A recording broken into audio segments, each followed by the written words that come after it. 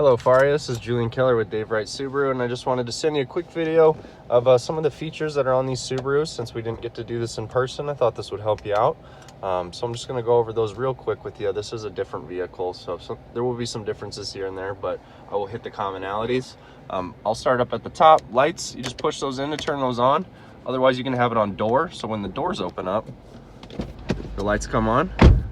Okay, and then this is going to be your roadside assistance. So if you ever need a flat tire change or a jump start, emergency lockout service, something like that, you can press that button. It'll take you over to a representative that can help you out. Red one's for emergencies, so don't press that unless you absolutely need to.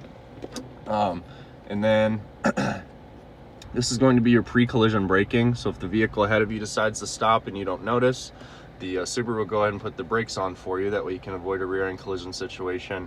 Only reason you would ever want to turn that off is maybe if you're in a car wash and it sees those big rollers ahead of you and it's not letting you drive forward because it's looking at those rollers like they're made out of metal, and it's going to damage your car. So if for whatever reason you can't move forward in a car wash, try holding that down, and then it'll pop up on the display as off down there. Okay, if it's on, it won't show anything. It'll just look like that. Same thing with the lane departure warning. That's going to let you know if you've exited your lane. Maybe you're driving through a newly constructed area in Chicago and there's painted lines all over the road and it's going off like crazy. You can just hold that down again and turn it off, and again it'll show it on the display up there. Okay, and then I can't remember if yours has a home link mirror, but you might be able to hook your garage door opener up to that if it does. To find out if it does, you can just see if these buttons are on here or check your window sticker.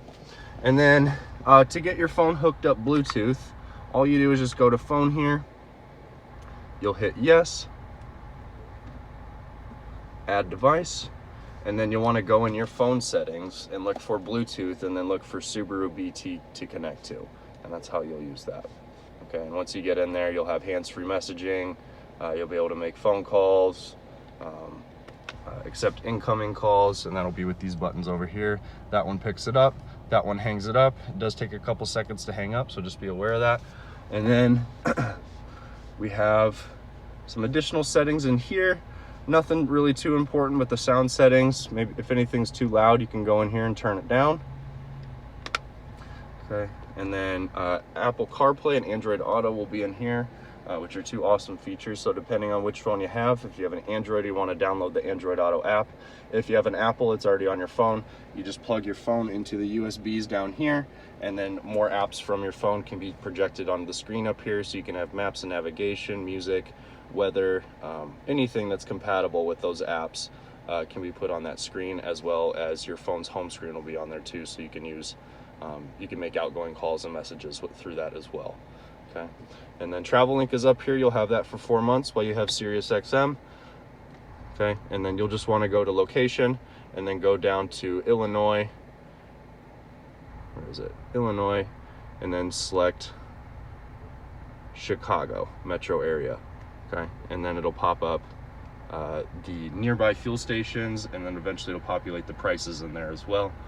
And then weather, you can do the same thing with weather, and then it can show you your current forecast, your 3 to 6 hour, your 5-day forecast coming up.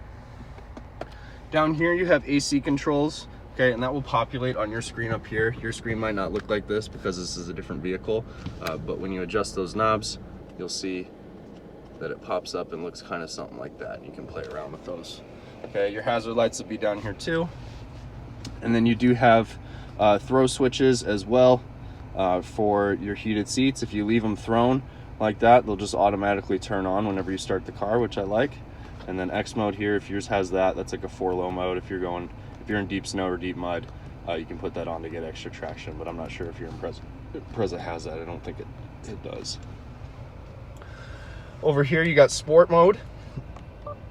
Okay, that's going to open up the throttle so you can get more oomph out of your engine, but it's going to burn up more fuel. So by default, it's going to be an intelligent mode right there. Okay, and that's going to help you save fuel. I would just leave it in that unless you need the extra power. And then this is an important feature over here. This is your cruise control. So to use that, you just hit cruise control on and set. No different than normal cruise control. The only difference is you can select your distance between you and the car ahead of you with those buttons right there. See that? And you can see that icon isn't white to let you know it's in standby. You'll have to wait for that cruise control icon to turn green to let you know that it's active. If there is a car ahead of you, it will read it on there and show you that there is a car, just to let you know it is in fact seeing them, and you can trust the system. And then yours will have a feature called Lane Keep Assist. It will look different than this icon, but that'll help you stay inside of your lane.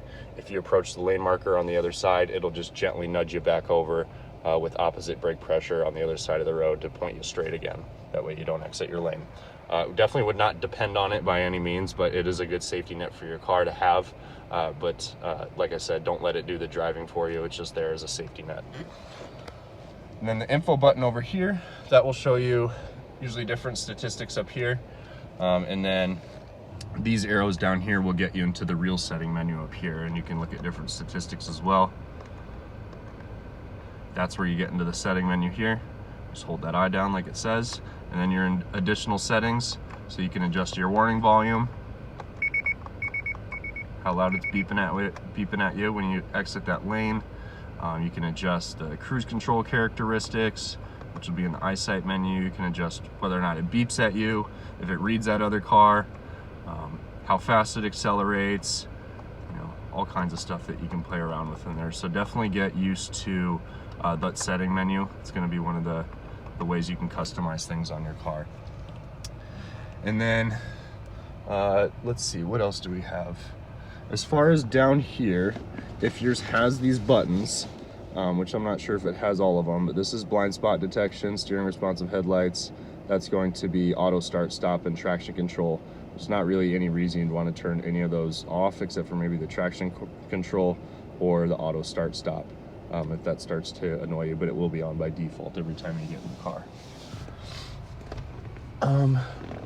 And then, I mean, for the most part, that's really it. I'd say the biggest things on the car, Faria, are just going to be getting used to the cruise control here, right? Because that's the only safety feature that you actually work. The rest of them are passive. This is the only active one. So get used to that cruise control, how that works, as well as the Apple CarPlay and Android Auto on here. Okay, because those are both amazing features. And then I'd say the setting menu in here too. That way you can just get used to what you can and can't customize on the car. If you can master those three things, everything else will come pretty simply for you. But if you do have questions about anything, just let us know. Be happy to help you and answer any questions and give you any resources that I can. Thank you.